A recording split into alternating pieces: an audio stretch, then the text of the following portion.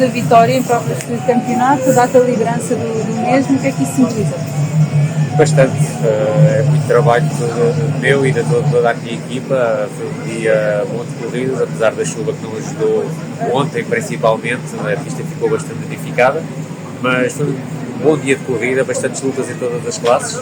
Em relação à MX1, consegui fazer o melhor lugar possível. Na primeira manga não correu as coisas como eu esperava, na segunda fiz umas melhorias na moto, consegui fazer melhor lugar, consegui fazer o sexto da MX1 e a vitória de classe de veterano, que é o objetivo, e liderar o campeonato também faz parte desse objetivo.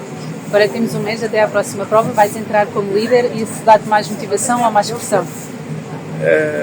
Motivação, porque a próxima corrida será em casa, para mim em casa, Casais-São Quintino, e tenho lá tudo o que é família e vai ser, não pressão, mas motivação. Sim. Está feito, Ricardo, que eu precisava. Obrigada.